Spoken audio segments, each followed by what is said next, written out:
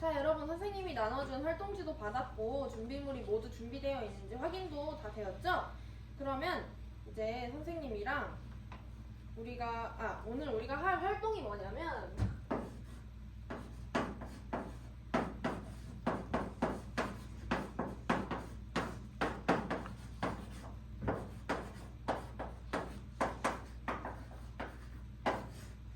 공변세포 관찰이에요. 그러면 실험을 하기 전에 우리가 과정을 한번 다 같이 읽어볼 건데요. 자, 1번을 1조와 함께 읽어볼게요. 시작! 자개장풀 잎의 뒷면 표피를 벗겨낸 다음 적당한 크기로 자르자. 자, 여기서 1번에서 자개장풀 잎의 뒷면 표피라고 되어 있죠.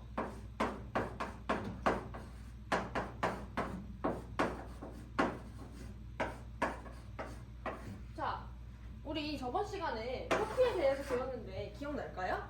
혹시 기억나는 친구 있나요? 아, 네, 민지가 기억이 나는가 봐요. 한번 표피가 뭔지 얘기를 해줄 수 있을까요? 아, 네, 맞아요. 표피는 잎의 가장 바깥층에 있는 각질층으로 식물에서 수분의 손실을 방지해주는 역할을 한다고 우리가 배웠었어요. 자, 그러면 잎의 뒷면 표피를 벗겨낼 때 우리가 실험 과정에서 뭘 조심을 해야 될까요? 그렇죠. 우리가 이때 칼을 사용을 하니까 칼을 사용할 때 손을 베이지 않도록 조심을 해야겠죠. 자, 그럼 2번을 2조가 함께 읽어볼게요. 시작!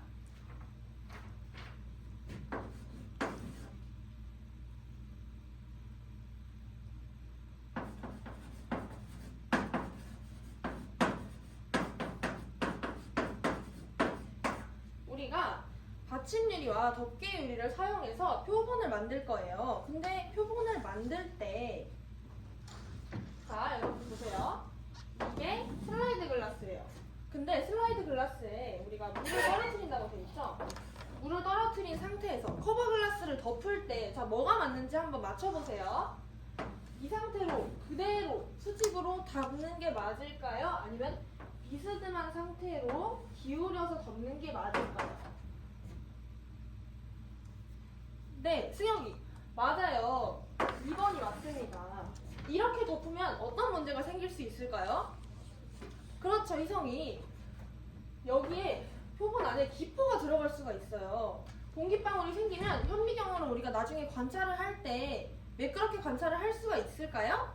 그렇죠. 관찰을 하기가 힘들어요. 그래서 우리가 커버 글라스를 덮을 때 비스듬하게 잘 덮어주도록 할게요. 자, 그럼 3번을 3, 4조가 함께 읽어볼게요. 시작!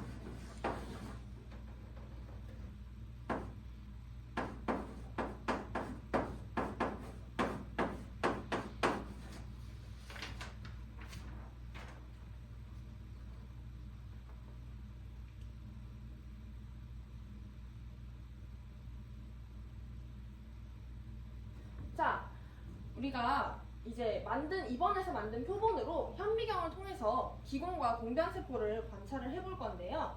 그런데 여러분 광학 현미경 사용하는 방법 다들 잘 알고 있나요? 네, 조금 헷갈리는 친구들도 있을 것 같아서 선생님이 한번 현미경 사용하는 방법을 알려주도록 할게요. 자, 삑! 자, 저기 있는 현미경 사진을 한번 볼게요. 보면 우리의 눈이 직접 닿는 렌즈 뭐죠? 뭐였더라? 저반 렌즈라고 하나? 저반 렌즈가 있고 그 밑에 보면 4개의 기둥 같은 게 있어요. 저게 뭘까요? 그렇죠. 저게 바로 대물 렌즈라는 건데요. 저걸 돌려가면서 우리가 물체의 크기를 우리가 확대와 축소를 조절을 할 수가 있는 거예요. 근데 우리가 현미경을 볼 때 낮은 배율부터 봐야 할까요? 높은 배율부터 봐야 할까요? 어떤 게 더 세포를 찾기가 쉬울까요? 그렇죠, 민지. 네, 맞아요. 현미경을 볼 때 낮은 배율부터 찾아가야지 우리가 세포의 위치를 더 쉽게 파악을 할 수가 있어요.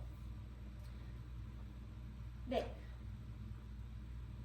자, 그리고 현미경의 옆면을 봤을 때 돌리는 나사 같은 게 있죠? 저거 이름 혹시 아는 친구 있나요? 네, 그렇죠, 민혁이. 바로 조동나사인데요. 우리가 저거를 조동나사를 막 밑에서부터 그냥 막 올리면 될까요, 안 될까요? 막 올리면 안 돼요. 우리가 제일 낮은 배율로 대물렌즈를 돌려놓고 그리고 조동나사를 맨 위에서부터 아래로 천천히 내리면서 상을 찾아야 돼요. 그럼 미동나사는 언제 쓸까요? 혹시 아는 친구 있나요? 네, 미동나사는 조동나사로 적당히 위치를 찾은 다음에 더 미세한 조절, 더 선명하게 보고 싶을 때 정확한 위치를 찾을 때 조절을 하는 겁니다. 자, 이 정도면 현미경 사용법 다들 어느 정도 아는 것 같죠? 자,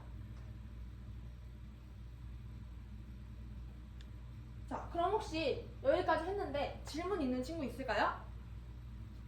네. 수연이. 자, 선생님, 잎의 뒷면에만 기공이 있는 건가요? 아주 좋은 질문이에요.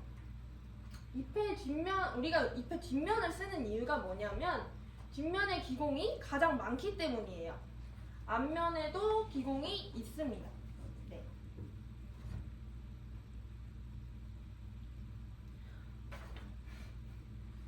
네. 자, 또 질문 있는 친구 있나요? 네. 은서, 선생님, 표피가 뭔지 어떻게 알고 벗기나요? 자, 아까 전에 민지가 표피가 뭐였는지 저번 시간에 배운 걸 기억을 해줬는데 표피가 뭐라고 했죠? 각질층이라고 했죠? 그럼 표피에는 색깔이 있을 것 같나요? 없을 것 같나요? 네, 표피는 엽록소가 없어요. 그래서 여러분이 막 벗겨봤을 때 흰색의 껍질이 나온다. 그러면 이게 표피인 겁니다. 자, 여기까지 다 이해를 했죠? 자, 그러면 이제 실험을 시작을 해보겠습니다. 실험하다가 궁금한 게 있으면 언제든지 선생님한테 해주세요.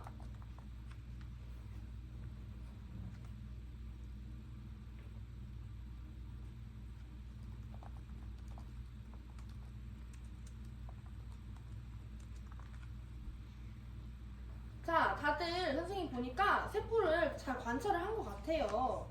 그러면 이제 뭘 해볼 거냐면, 자, 활동지를 볼게요. 선생님이 오늘 스마트폰이랑 패드를 준비를 하라고 했었죠? 자, 그걸 책상 위에 꺼내서 키지 말고 올려만 둘게요. 자, 기기들 다 꺼냈나요? 그럼 얘네들을 이제 우리가 앞에 있는 현미경의 저발 렌즈에 대서 사진을 찍을 거예요. 그 사진을 찍은 걸 여기 활동지에 있는 원에다가 기공을 우리가 따라서 그려볼 거예요. 기공을 그리고 나서 우리가 그린 것들을 보면서 얘네의 특징이 뭔지 한번 여러분이 자유롭게 적어볼게요. 자, 5분 동안 사진 찍고 기록하는 활동 하겠습니다. 궁금한 거 있으면 언제든지 질문을 해주세요.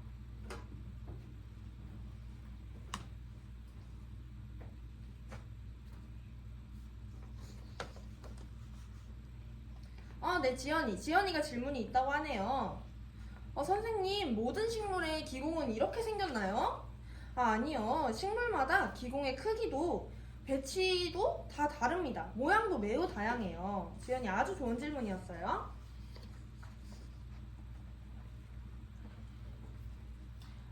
네, 은서가 질문을 해줬네요. 선생님, 그러면 선인장은 잎이 없으니까 기공이 없나요? 선인장 정말 흥미로운 질문이네요. 아니요, 선인장도 기공이 있습니다.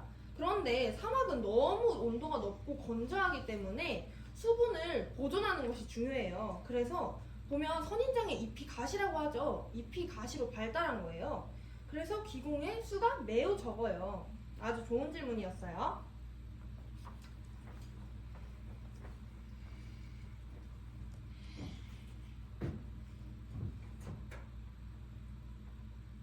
자, 다들 잘 활동을 해주었나요?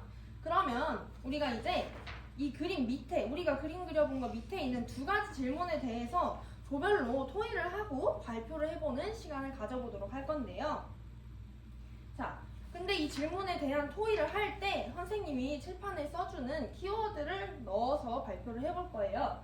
자, 보면 이번 질문에서는 우리가 토의를 할 때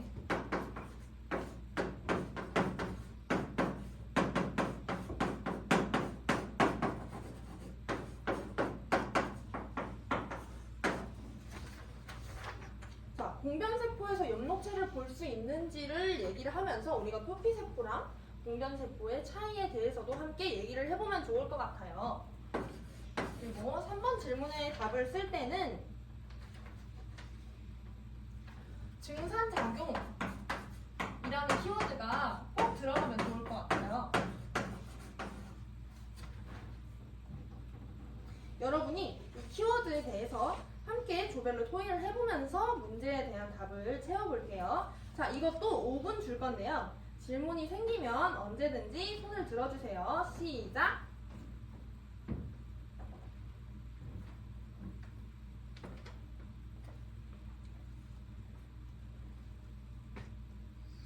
네, 수연이. 선생님, 식물도 호흡을 한다고 배웠었잖아요. 그런데 식물이 호흡을 기공으로 하는 건가요? 네, 맞아요. 식물은 기공으로 증산작용도 하고 호흡도 한답니다.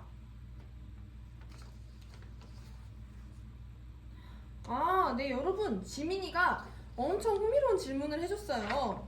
자, 여러분, 여기 한번 집중을 해볼게요. 자, 지민이가 어떤 질문을 해줬냐면, 선생님, 기공으로 병균이 들어가서 식물이 병에 걸릴 수도 있나요? 정말 흥미로운 질문이죠, 여러분. 이런 거 생각해 본 적 있나요? 혹시 여기에 답해볼 친구 있을까요? 네. 지연이가 답을 해준다고 하네요. 지연이가, 선생님, 기공은 너무 작아서 세균은 못 들어가요. 라고 해줬어요. 혹시 다른 의견 있는 친구 있나요?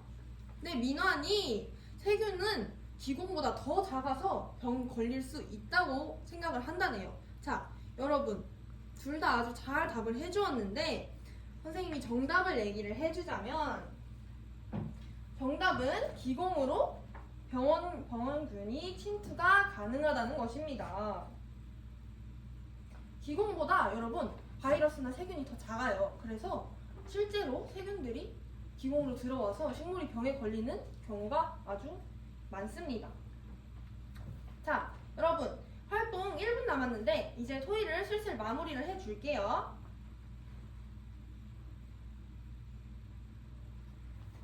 자, 여러분 혹시 시간 더 필요한 쪽 있을까요? 네, 그러면 여기서 이 활동은 마무리를 하고 그럼 이제 우리가 토의를 해본 2, 3번을 조별로 발표를 해보도록 하겠습니다. 발표를 조별로 할 때 여러분 친구가 얘기할 때는 어떻게 해야 되죠? 그쵸, 경청을 해야겠죠. 그리고 친구가 발표 끝나면 네, 박수를 쳐주면 되겠습니다. 그럼 1조부터 발표해 볼게요.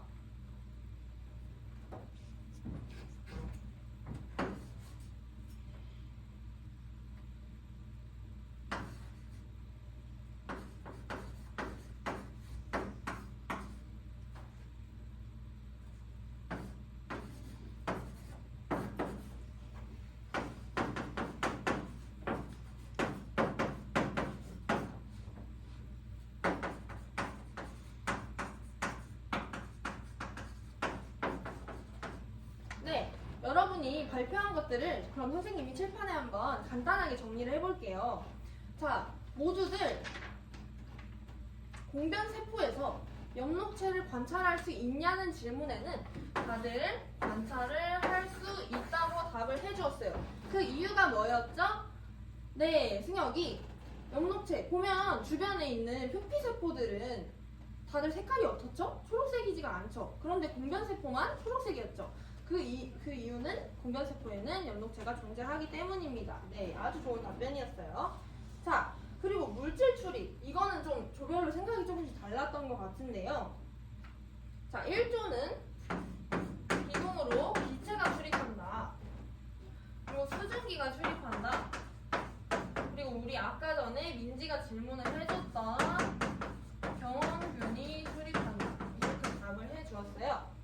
그리고 2조는 산소, 이산화탄소, 물, 세균이 출입을 한다고 해주었고요.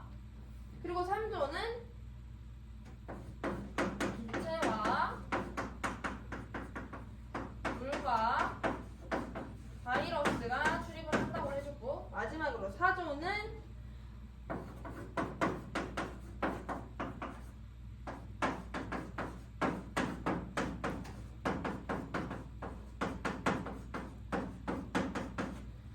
기체와 수증기와 병원균이 출입한다고 해줬습니다. 여러분 근데 말은 조금씩 다른데 다들 아주 정답을 잘 써준 것 같아요. 보면 우리가 배웠던 증산작용에서 나오는 수증기 이렇게 다들 잘 해줬고, 그리고 우리가 앞에서 배웠던 광합성에 필요한 기체들, 그리고 우리가 아까 전에 세찬이가 질문을 해줬던 산소, 호흡을 할 때 필요한 산소도 아주 다들 대답을 해줬고, 우리 마지막에 흥미로운 질문이 있었던 병원균에 대해서도 다들 아주 토의를 통해서 잘 도출을 해준 것 같습니다. 자, 그럼 우리가 이제 오늘 배운 걸 다른 상황에 한 번 더 적용을 해볼 거예요. 이제 정교화 과정이 들어가고요. 그리고 나서 자, 여러분 이런 상황에 적용도 잘하는 거 보니까 다들 배운 내용을 진짜 잘 이해한 것 같아요. 그럼 이제 평가로 마무리를 해볼 건데요. 자, 먼저 활동지 뒷장에 오늘 실험기구를 잘 다뤘는지, 태도는 어땠는지 자기평가를 간단하게 해볼게요. 시작!